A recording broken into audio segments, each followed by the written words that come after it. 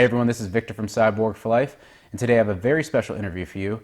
He's a very talented and experienced limb lengthening and deformity reconstruction surgeon at the Institute of Orthopedics and Rheumatology at the Mediclinic Winelands Orthopedic Hospital in Stellenbosch, South Africa. Please enjoy the interview with Dr. Franz Birkholtz. All right, everyone. Today we have a very special guest joining us. He is a member of the Institute of Orthopedics and Rheumatology at the Mediclinic Winelands Orthopedic Hospital in Stellenbosch, South Africa. With over 20 years of experience specializing in correcting leg length discrepancies and complex deformities, he also helps boost the height of his patients seeking cosmetic stature lengthening. With a passion for technology that transforms his patients' problems into happiness, please join me in welcoming world-renowned orthopedic surgeon, Dr. Franz Birkholtz. Dr. B, how are you doing? Welcome to the show. Hey, good and you. Thank you for having me. Of course. I mean, I always like to meet new surgeons from around the world, especially in South Africa. In fact, just the other day, somebody emailed me about you in particular. So I'm glad to have you a part of the community. Now, before we get into your surgical approaches, to limb lengthening, I want to mention a few of your qualifications for prospective patients. So you hail from a family of doctors. You earned your medical degree from the University of Pretoria in 1997. During residency, you dived into complex trauma surgery, mastering the well-known external fixator frame, the Illizarov, qualifying as an orthopedic surgeon in 2006 with a master's of medicine from the University of Pretoria. As one of the more experienced surgeons in limb lengthening and deformity reconstruction, you have performed over 3,000 Illizarov ring fixator frames and implanted several internal nails during your tenure. With the credentials, definitely make your patients feel safe in your care. And now we're going to dive into the world of limb lengthening. So Dr. B, how did you get interested in the field of limb lengthening and deformity reconstruction? Take us back. Yeah, I guess it depends on how much time you have. I can keep you busy for a week. He's like, well, where do you want to start? Exactly. Yeah, exactly. No, I think it's basically when I started, or when I was a resident in orthopedics, I spent a lot of time in the field of complex trauma, and I realized that the standard orthopedic techniques were not adequate to treat all the aspects of complex trauma that we see, especially the complications like the infections, the bone loss, the non-unions, and so on. And I soon realized that we need different tools. And that's when I sort of came across the Illizarov method. And just a correction, earlier you said I mastered it. I definitely haven't mastered it, but I have done a lot of them.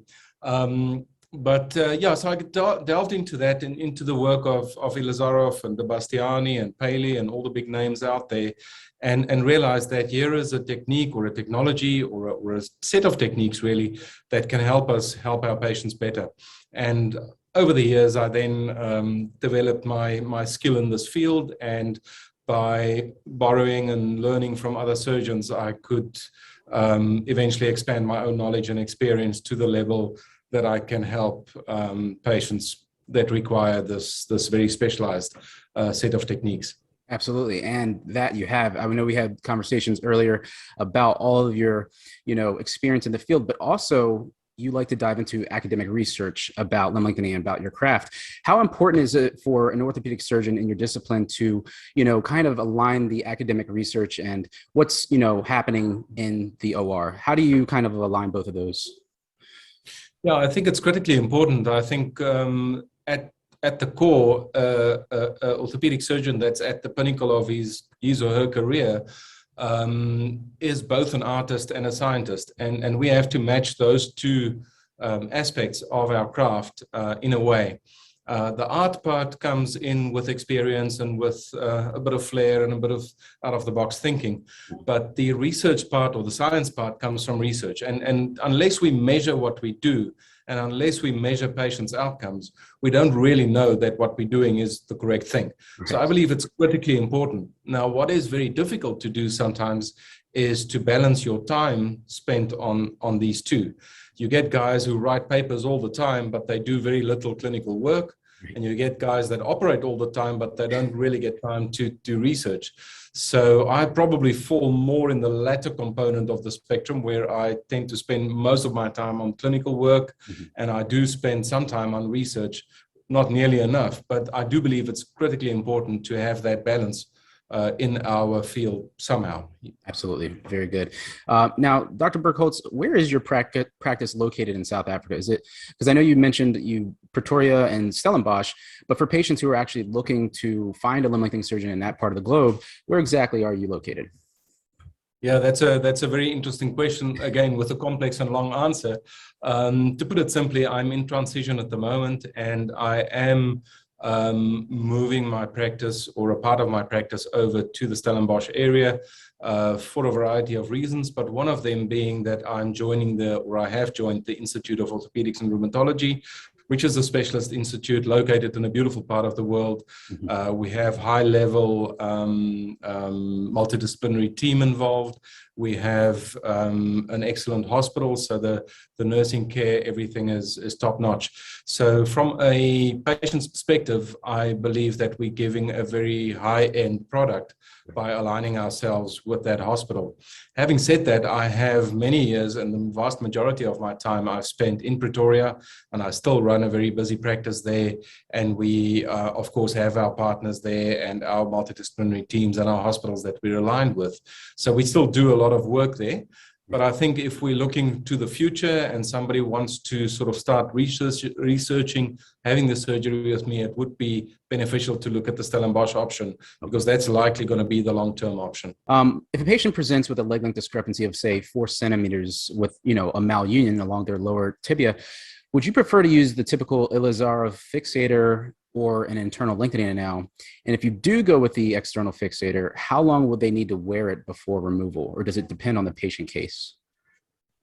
Yeah, I think that's a very good case example that could show you a surgeon's thought process, and I'm sure that's why you selected this case, because it's not as simple as it sounds. Right. The tibia is a problematic bone. It's a bone that when it does break, it gives us all kinds of problems. If it heals, it often heals with a malunion, and it heals in a short position, like the case you explained. Yep. But very often together with that, there is a deformity, and it's very seldom that you would have a purely length problem in this instance. You would often have a slight malalignment as well. And to take that into consideration, one needs to, or to plan this case properly, one needs to take that into consideration. But in broad terms, for a tibia, I would choose external fixation. I would probably not use an Illizarov device in its purest form. I would use a derivative of that in the form of a hexapod circular external fixator, which gives us the advantage of doing advanced planning and correction using computer software. Getting into the technical details, the tibia broke at the bottom, and the malunion is at the bottom of the tibia, but the length discrepancy is best addressed at the top of the tibia. So if it's a pure length discrepancy, the osteotomy would be at the top, and you would have a fibular osteotomy together with that, and you would do a simple lengthening. More often than not, one can address some of the alignment issues through that same osteotomy. Very occasionally, the deformity might be so bad distally that you would need a second osteotomy at the bottom to actually correct that. The problem with that then is that you can't add length there reliably. So you would then have to have a proximal osteotomy for length and a distal one for realignment. So it gets complex very quickly. And this is where it's important to have a surgeon that has seen these things and done these things to be able to anticipate what could potentially go wrong and what are the best ways to solve this. To circle back to your initial question, how long the fixator would have to be on, the equation is actually very simple. It's about 1.5 months for every centimeter of length gained in the average adult population. So that would mean about 6 months in the fixator. I normally add another month or 2 when I'm counseling my patients, just to make sure that if things go a bit slower, that we're still in that ballpark. So I would tell a patient 6 to 9 months, give or take, and that should give us a relatively reliable and accurate answer. Now, regarding cosmetic stature lengthening patients who want to get taller, what is your thoughts on safe lengthening limits? Because we know that each bone segment kind of has like a threshold where things start to get really tight, and a lot of patients want to kind of shoot for that max length because they want to, get their money's worth and, get as tall as they can. You as a surgeon who's been doing this for years, what are your thoughts on for the femurs and then the tibias as well? Yeah, I think, again, the answer is more complex than it seems at face value. I think if we want a pragmatic, easy answer, then in my mind, the safe limit for a femur is about 6.5 centimeters, and a safe limit for a tibia is probably about 4.5 centimeters. I have no idea what that is in inches. I'm sorry. I'm metrically trained, so my brain doesn't think in inches. But realistically, that's about the limits that are. If you ask me what is safe, that is what is safe in my mind. Now, the majority of patients that come and see me have the opportunity to do a lengthening once. They don't have the opportunity to come back for a second set of lengthening, whether it's from work perspectives or just simply the travel or the cost.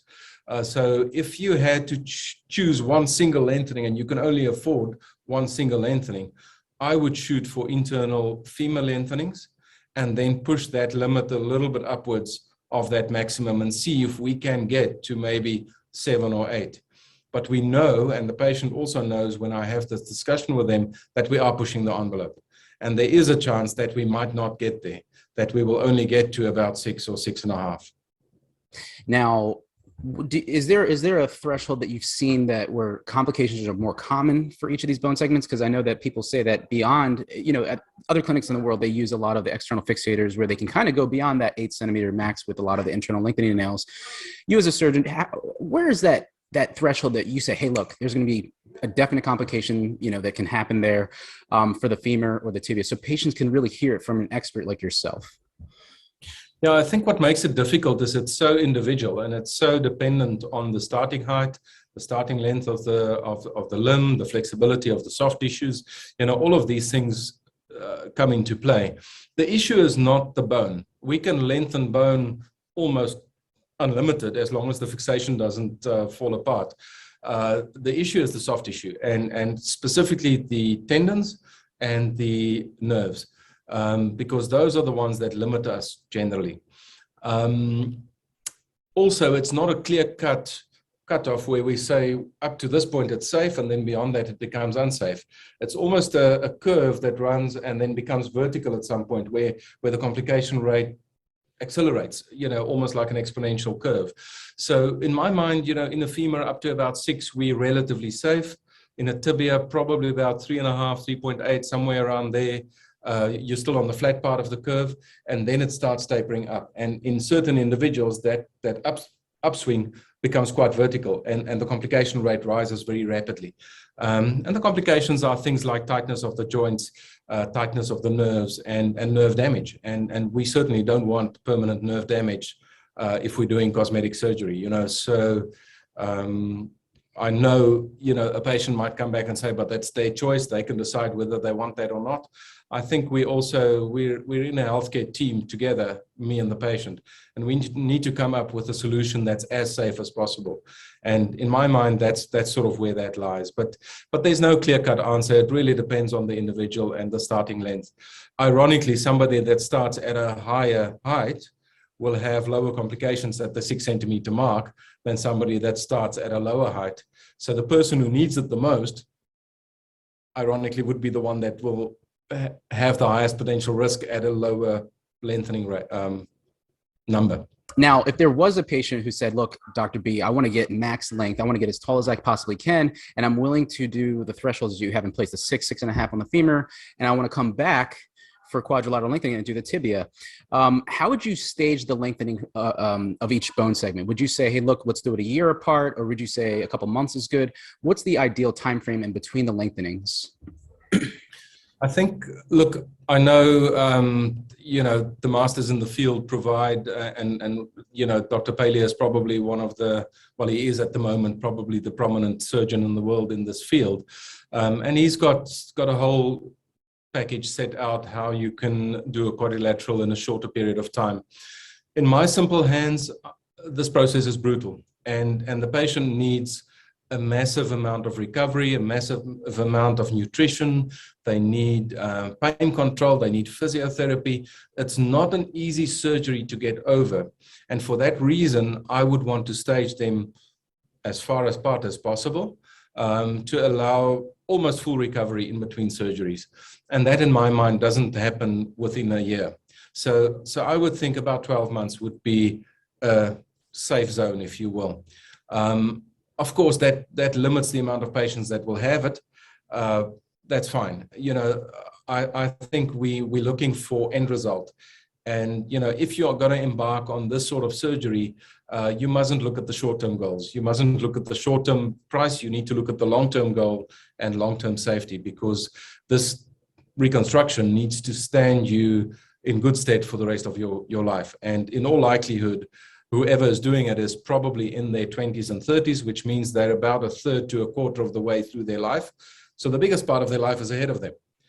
And, we're getting into the psychological aspect now, but a lot of people do this or inquire about this because of dating reasons or sexuality reasons.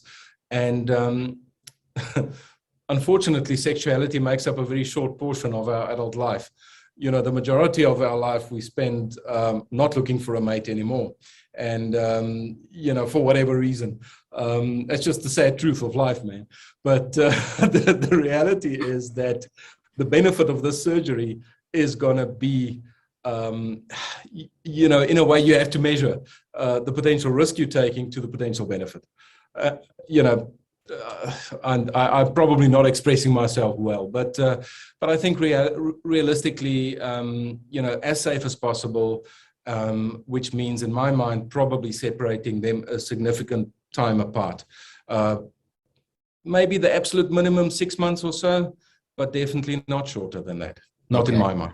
Gotcha. Yeah, no, that makes complete sense. And that's kind of like you said, it aligns with a lot of the top surgeons, what they say too, for safety. And I love your approach, safety first. That's very cool.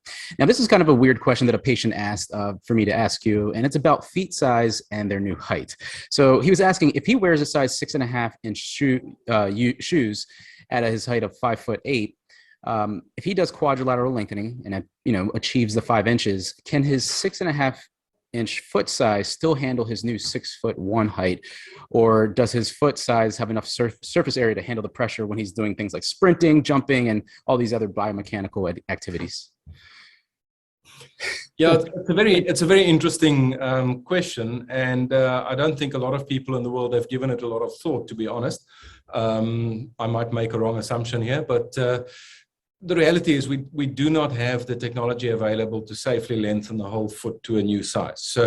So considering that off the table, we have to accept that there will be a biomechanical disadvantage with a relatively smaller foot to a relatively longer stature. Having said that, we are meddling with that anyway with the stature lengthening in terms of the ratios between upper body, lower body, femur length versus tibial length, height of the knees, length of the muscles. All of these things come into play when we're talking about high-level athletic performance. And, I am of the opinion that, and that might be contrary to some of my colleagues in the field's opinion, that whenever we're doing a cosmetic lengthening, we are sacrificing a certain percentage of high-performance athletic performance. That's just a given. And especially if it's a stature lengthening or a cosmetic lengthening. If it's a post-traumatic, it's a bit different because the muscles and the nerves were at that original length initially. Trauma destroyed that, but then you're just going back to what you were initially made to be. With stature lengthening, we're changing that fundamentally. We're actually going beyond what nature intended for that body to be. And that puts a lot of strain on nerves, muscles, and mechanics. So in a way, I think we're fiddling with that anyway. I think the foot size is the least of our worries, to be honest, if we're adding 10 centimeters to somebody's height. Dr. B, when it comes to complications, neuropathies, like you said earlier, nerve issues can pose serious impacts on postoperative functionality. And so if a patient experiences nerve irritation during their lengthening process, could this be a warning of a more severe problem that's going to come up? And if so, what do you think it might be? Yeah, I think that is one of the danger signs that I use to alert me to the fact that things are potentially in a danger situation. So tingling, sensation, what we call paresthesia, that sort of thing. Now, I have to qualify that because a lot of lengthening patients get that anyway. to a certain extent. So what we're talking about is when that sensation doesn't go away, it's permanent, it's turning across into pain rather than just a feeling of abnormal sensation. That's when we really get worried. Now, we almost routinely give nerve modifying drugs, something called Lyrica or Neurica. I'm not sure what it's known as in your neck of the woods, but it's a medication that we tend to give for phantom limb pain after amputation. So it's a pretty strong modifier of the nerve-related pains and things like that. Generally, we add that almost routinely, but if that doesn't control the symptoms, then I know we're in for a rough ride and we need to then look at the nerve as a limiting factor for our lengthening. We would then continue with our intensive physiotherapy and try and focus on nerve stretches and nerve mobilizations. The next step, if it doesn't improve, would be to slow down our distraction rate slightly. Of course, we can only slow it down a certain amount before we run into premature consolidation risk again from the bone's perspective. So it needs a bit of juggling and a bit of experience from your surgeon's side to do that safely. And then in the real extreme cases, we might actually have the discussion that we may need to stop the lengthening altogether if the nerve really becomes a big problem. Having said that, on the femoral distractions, nerve-related issues are rarer than on the tibia. And generally, we haven't had the need to really stop a lengthening based on nerve alone. So that is reassuring in a certain sense. What is critically important is that the surgeon who performs the surgery needs to see these patients at a regular interval. Not his nurse, not his physiotherapist, not his assistant. The surgeon himself should be involved in the treatment. I think that is sometimes in the business side of our field that falls by the wayside.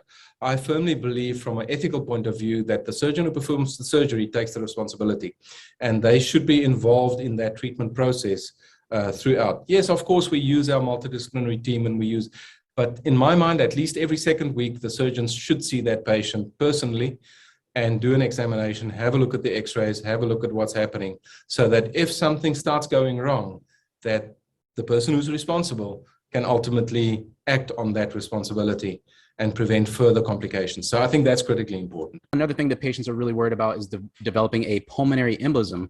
What type of prophylactic measures do you put in place to kind of ensure patient safety during the lengthening process? I think I'm extending this interview a little bit, I'm sorry. But I think I'm going to take a bit of a step back and just clarify two concepts, because I've seen that people often confuse the two things. There's something called fat embolism syndrome, and there's something called pulmonary embolism syndrome. And I think it's important to distinguish between the two. The one concept, fat embolism syndrome, is a term that we use for a condition that happens in young people that typically have femur fractures or femur osteotomies. And it can happen after tibial surgery as well, where the lungs struggle to deal with the inflammatory cascade that gets released by this massive surgery. In simple terms, we call it fat droplets in the blood. It may or may not be exactly true, but essentially there's a result of this massive surgery or this massive trauma that ends up constricting the little blood vessels in the lungs, and that is what we call fat embolism syndrome. This is typically treated by oxygenation. Everybody is an expert on ventilation nowadays after COVID, so it's basically respiratory support that needs to be given, and that is a very rare complication, but it is something we see from time to time, and it is something that can be deadly in individuals. So that is the one thing, and the way to prevent that is to not have the surgery. That is unfortunately not something that is easily preventable, and we've, by the grace of God, go forward and hope that we never see that complication in its most serious form, because it can be deadly. And that is, I think, something that people undergoing the surgery need to fundamentally understand, that this is not a walk in the park. This is something that has risk attached to it. Even though you might choose the best surgeon in the world, we are genetically programmed to have complications or not. And to a certain extent, that is something that's out of our control. So that's the first one. That's fat embolism syndrome. If it's picked up early enough, we can normally support the patient through the process, and they survive, and they go on to live a long and healthy life. The other one is called pulmonary embolism or thromboembolism, and this is related to blood clots that form in the deep vessels, the deep blood vessels in the lower limb or in the pelvis, and they come loose from that clot, and they shoot to the lungs and cause a pulmonary embolism. And that's something that can also be deadly in its most extreme forms. And this is something that we see a little bit more commonly, and it's certainly associated with hip and knee replacement surgery. It can be associated with limb lengthening, and especially bilateral limb lengthenings. And yeah, the percentage rate is quite low, but if it does happen, it is quite severe. In my practice, I encourage active mobilization as soon as possible. So day one after the surgery, we kick the patient out of the bed and we get them up and going. It might not mean full weight bearing, but it will certainly mean movement and mobilization. And that's one of the ways to prevent that.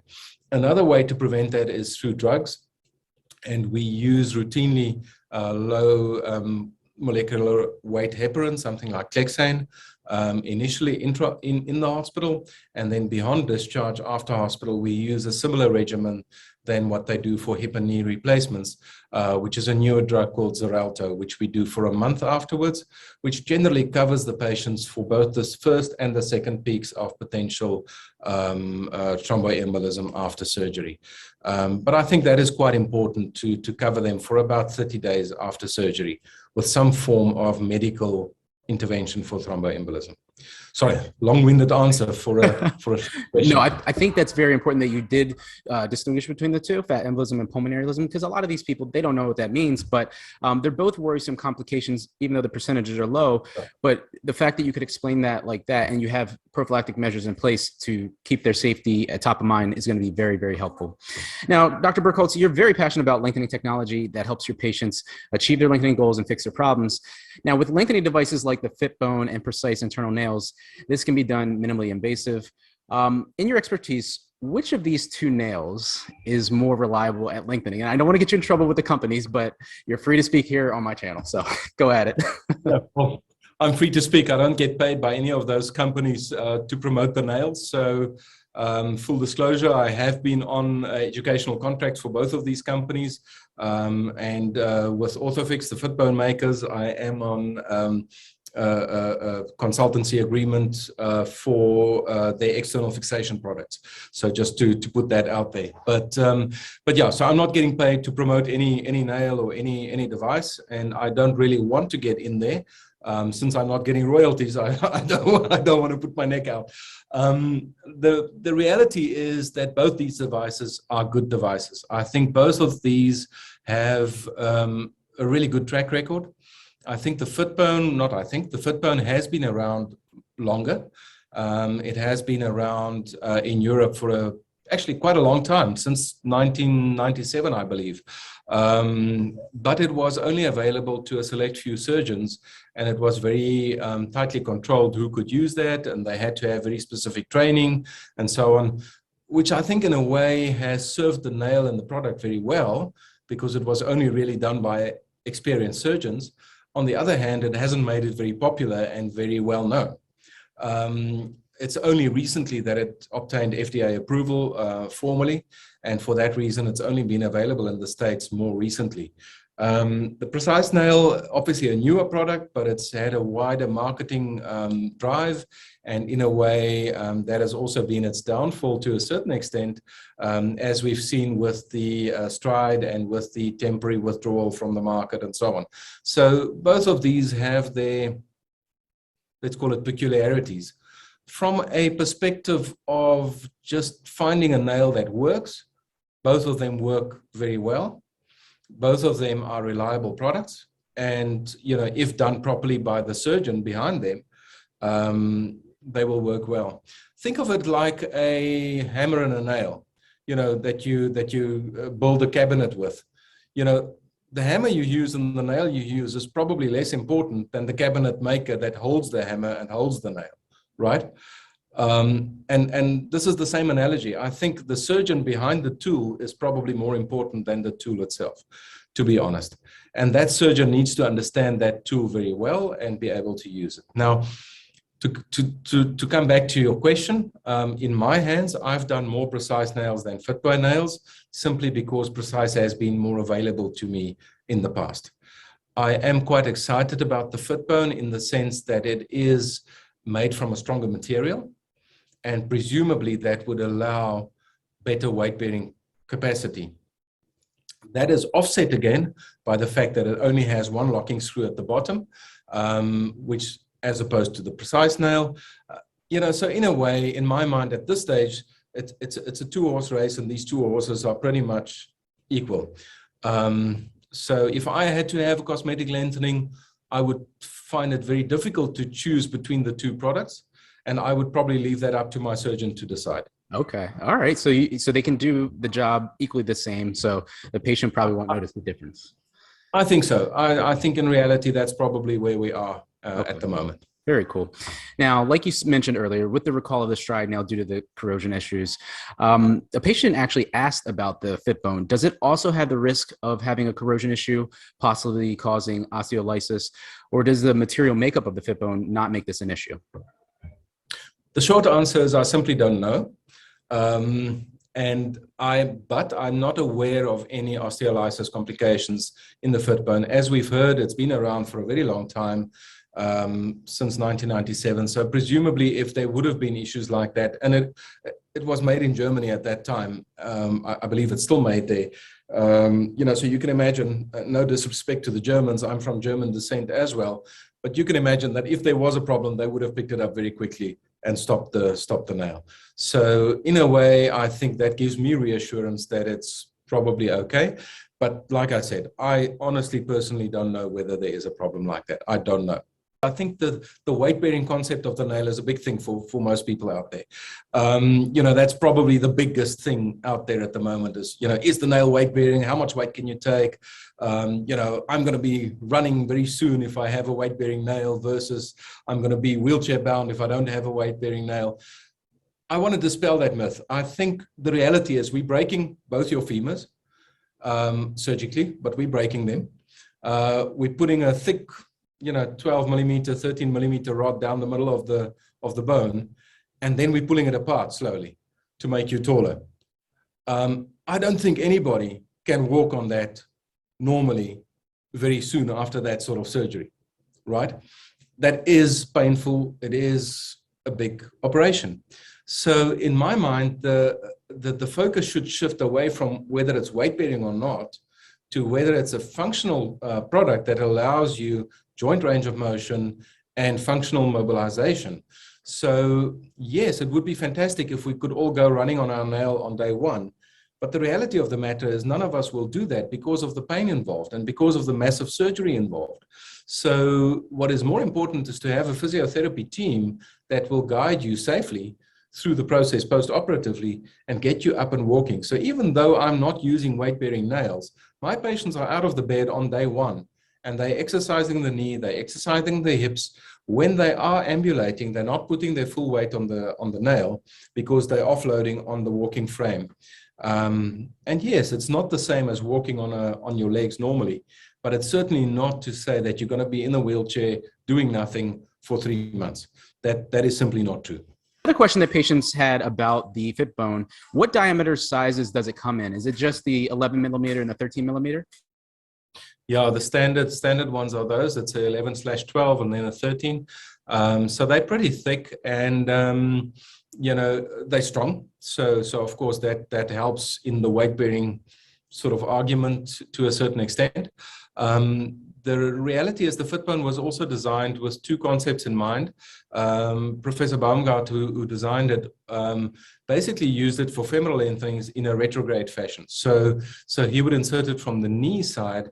And, for those of you who've looked at the anatomy, the femur does taper down distally, so it becomes wider at its bottom.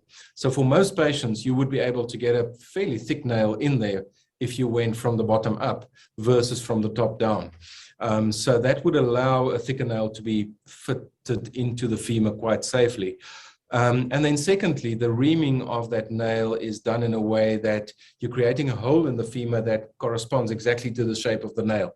That's where the name comes from, FITBONE. It fits exactly into the bone. So in a way that has paved the way to get away with slightly thicker nails than we see, for example, with the PRECICE nail. Having said that, that is a limiting factor in some bones where we can't go down to smaller diameters. I believe there are custom sizes down to a 9 millimeter diameter available, but I haven't seen those in my environment. So I would probably look at using one of the smaller PRECICE nails if the patient has a narrow diameter, or if he's really small, I would probably go and offer a distal a retrograde insertion, where we go from the knee up, because there we could probably get a thicker nail in, even in the smallest canals. And that's with the PRECICE or the FITBONE you're talking about? PRECICE or the FITBONE. Okay. You can use either of those nails in an antegrade or a retrograde fashion. There is a concept out there that the PRECICE is antegrade and the FITBONE is retrograde. That's also nonsense. It's a choice of the surgeon to decide whether I'm implanting it antegrade or retrograde. It's just traditionally the people who have done most of those nails. Yeah. The FITBONE has been people who have been trained by Dr. or Professor Baumgart to do it retrograde. PRECICE, I think most of us come from the ISKD school, right, or the BET school or the G-nail school, where we used antegrade nailing. So in a way, the surgeon will choose the approach together with the patient, and it can be done antegrade or retrograde. Or retrograde. Wow, I didn't even know that. That's amazing information there. And does it cause any other issues going retrograde, or is it like to the knee? Is it like a subpatellar approach? What exactly? How do you insert it? Where are you entering from? Generally, you line it up to the anatomic axis of the femur, which exits just medial to the midpoint of the knee. So if you imagine a line coming down your femur, and it passes just on the inside of your patella, that's about where it exits the knee. So you would have to insert the nail from that point. So that means if you feel on your infrapatellar tendon, that tendon that attaches your patella to your tibia, the entry point for the nail would be just to the inside of that in most individuals. So we would miss that tendon, and you would come in from the bottom. It sounds horrible to go through the knee, because we shouldn't go through the knee because we're destroying everything. The reality is that is actually a very benign approach, because we're not splitting any muscle. We're not going through any nerves. We're really just going through skin and some subcutaneous tissue and fat. And then we're right in the knee joint, and we can protect the rest of the knee joint quite well while we're inserting the nail. So it's actually a very minimally invasive technique in a way. Whereas when we come from the top, we go through the abductor muscles of the hip. So if you lie on your side and you lift your leg up to the side, you're using your glutes and your glute medius muscle together with some of the smaller muscles there to lift your hip to the side. Now, those muscles are the ones that we go right through with a very big drill to actually get an antegrade nail in. So if you look critically at a lot of patients that have had femoral nailing and specifically cosmetic lengthening, if they do a single leg stance, they stand on two legs and they lift one up, you'll see that pelvis start sagging. And that's something we call a Trendelenburg sign, which means that you've got weak abductor muscles on that hip. And a lot of patients have that as a result of having had big nails stuffed through their abductor musculature. So yes, we do it all the time and we take that risk and so on, but it's not really true to say that a antegrade nail does less damage than a retrograde nail. I think they both do damage. They just do different types of damage. And I think it's important to understand that, you have to choose what is going to work best for that specific patient. Absolutely. I did not know that. And I think that's a big, huge highlight of this interview right there, because I think that, and out of all the interviews that I've done with surgeons, I never really asked about the antegrade versus retrograde approach and the benefits and downsides of each. So I'm glad you brought that up. Patients are going to love that. For a surgeon that's trauma trained, an antegrade nailing makes more sense because we do it all the time in trauma. That's how we fix femoral fractures in the majority of cases. So from a technique perspective, it comes naturally to us as surgeons. Whereas a retrograde nail is a little bit more cumbersome, a little bit more difficult to set up and so on. So that might be where the bias lies. But anyway, that's a topic for a different discussion. Dr. Birkholtz, when you're reaming the intramedullary canal of the femur, the tibia, what exactly happens to the bone marrow? Because there's been a lot of, debate about you regenerate the bone marrow versus it comes back with a different type of material. You as an orthopedic surgeon, does it regenerate after removal or, the removal of the implant, or does it fill back in with a different material altogether? What happens to the bone marrow? Yeah, I think these questions all have complicated answers, don't they?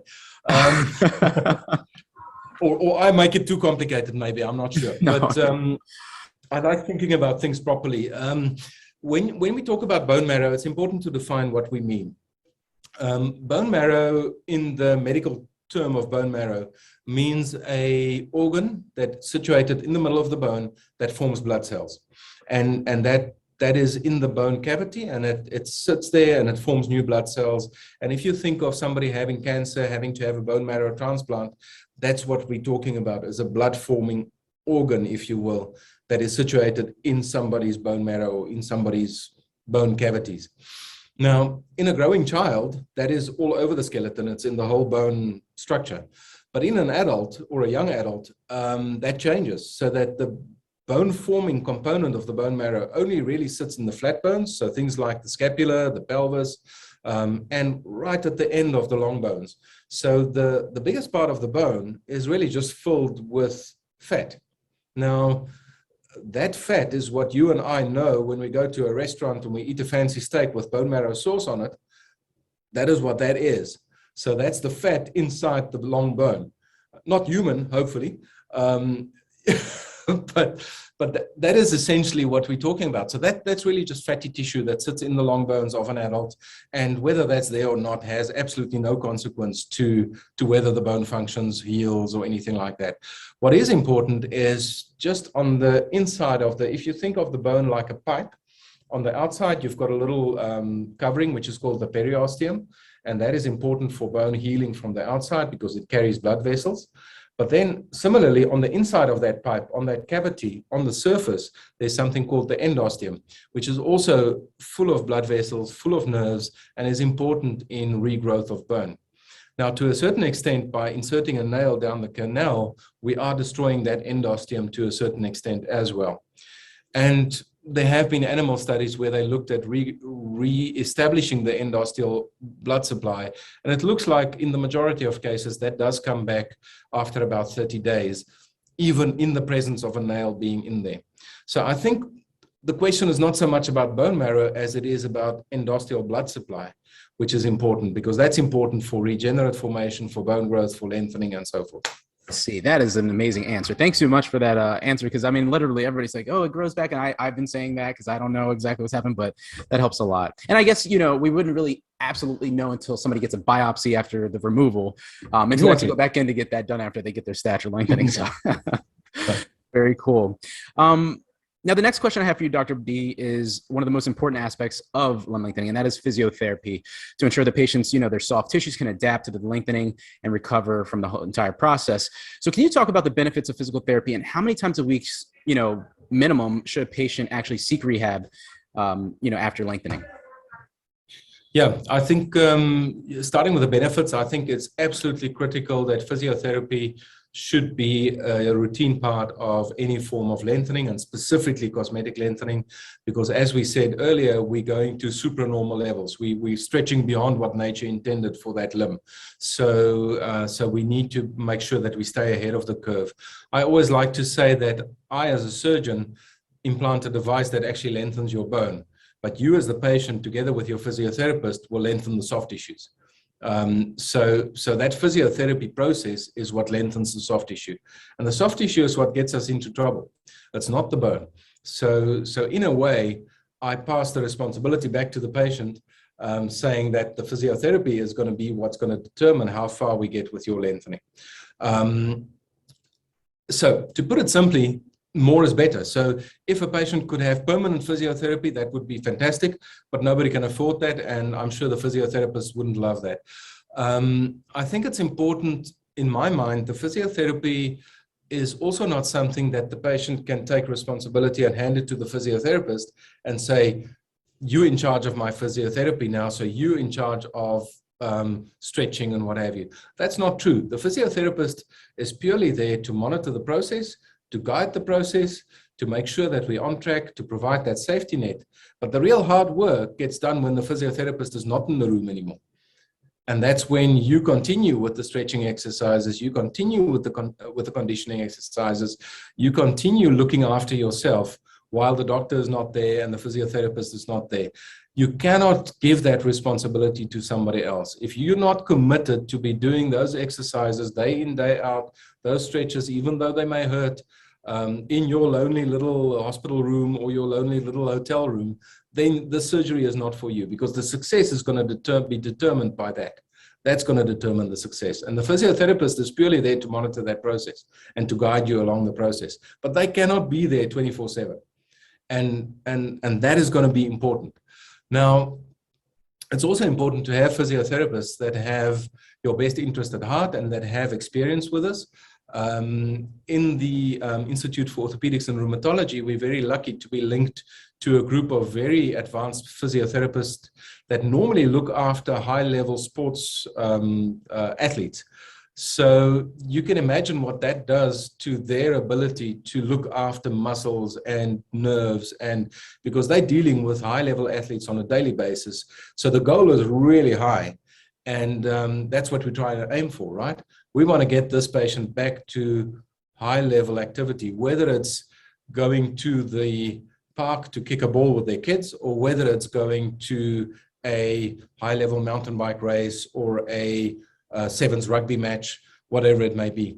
So the beauty of the Institute is that we have that linked in. That's part of the package that we offer our patients, is that the Stellenbosch Academy of Sport is the academy that's affiliated to the Institute for Orthopedics. So our physiotherapists are really high level, they're really good at what they do, and they push the envelope. I actually have to pull them back sometimes and say, look guys, we're going too fast, let's slow down. And that's sort of the environment that you want to be in, where they push you really hard and they energize you to go through the process, because that's so important. Absolutely. 100%. And I think that that's one of the most important aspects like we talked about is physiotherapy. But I can't tell you how many patients who've reached out to me and they're like, will I recover to be able to get back to my athletic ability? And you just said, if the rehab center that you have there in Stellenbosch is working with high level athletes, and then it's going to cater to these patients, firsthand. So that's amazing, truly amazing. Now, Dr. B, although patients love to know about the surgery, your surgical approaches, the rehab, it's all fun and games. The biggest thing that they want to know is about the big financial investment that this surgery has. I mean, it's a cosmetic procedure, so insurances won't cover it. So if you can, mention the cost of cosmetic stature lengthening at your clinic and what your package includes. And I don't want to say package, but, the services include. No, it's always a difficult one. And, good things come at a price. We all know that, whether it's a bottle of wine, whether it's a meal, whether it's a car, whatever. I think I would, again, answer this in a complex way. Firstly, this is not my core business. This is not the only thing I do. I do orthopedics. I do limb reconstruction, which means people who get damaged from other reasons. So the cosmetic part of my practice is a really small part. And it's an important part. It's dear to me for the simple reason that those are some of my happiest patients, weirdly enough.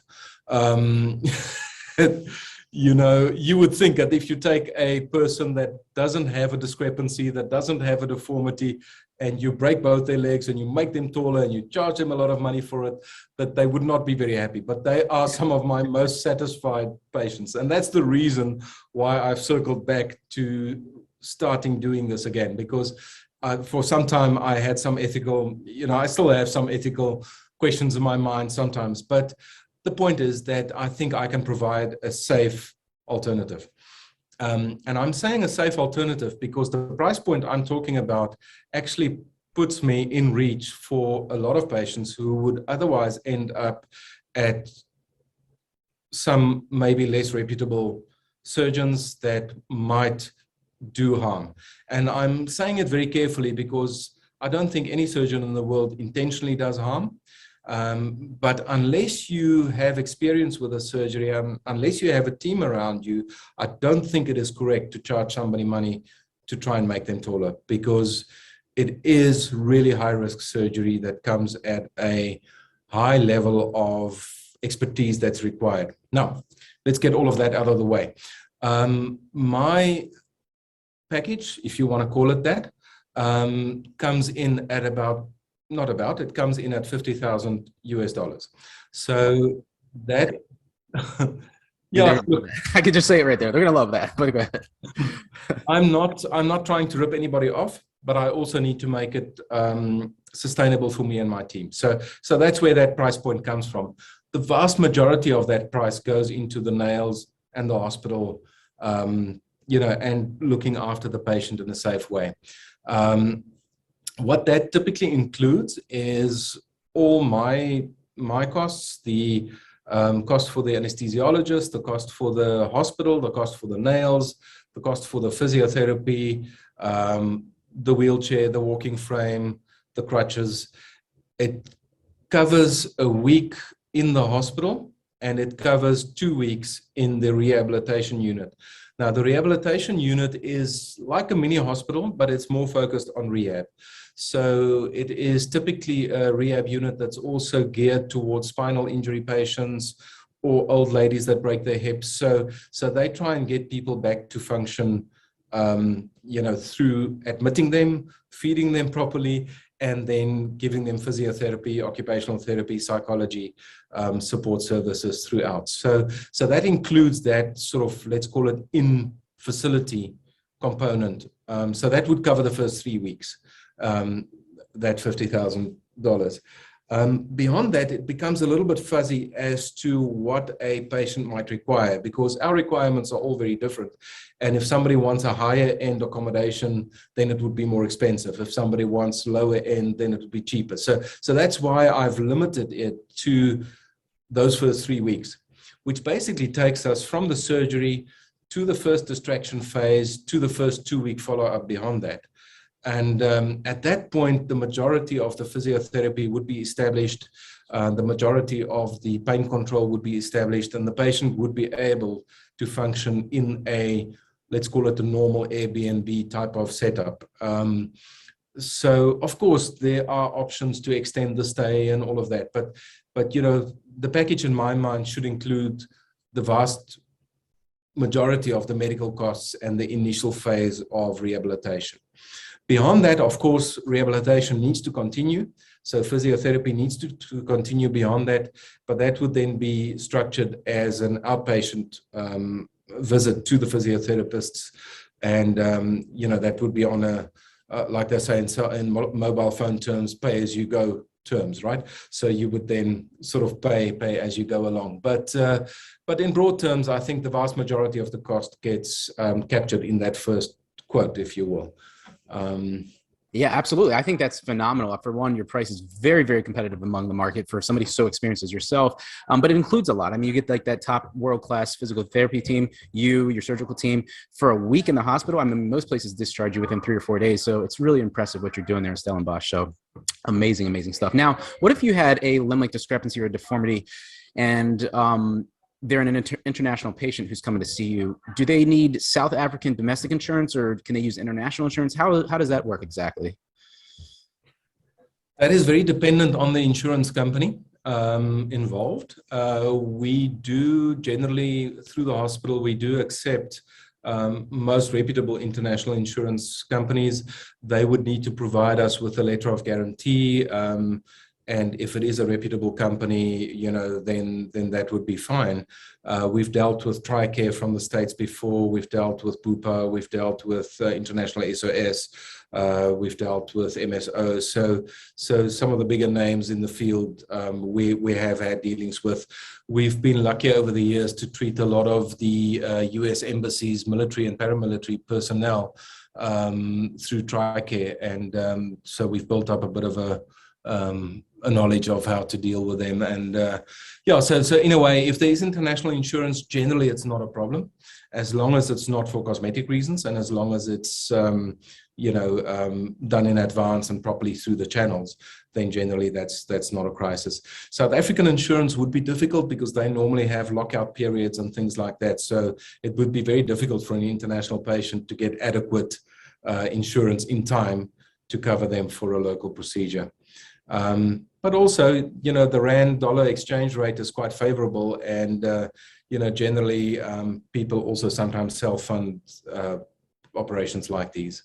Well, Dr. Birkholtz, you're an experienced surgeon, caring orthopedic surgeon who, basically gives hope to your patients by treating their deformities and even, helping them boost their height on a daily basis. So for all the prospective patients out there who just fell in love with you after watching this awesome interview, how can they reach out to you? What email, website, what's the best way to contact you?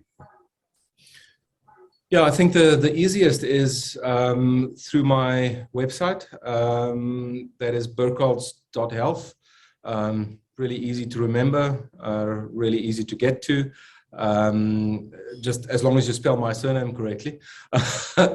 It's a difficult spelling, so I guess we'll put it in the notes somewhere. But yeah, birkholtz.health, that's the easiest one. On there, there's a link to the email address that's manned. There's telephone numbers in there.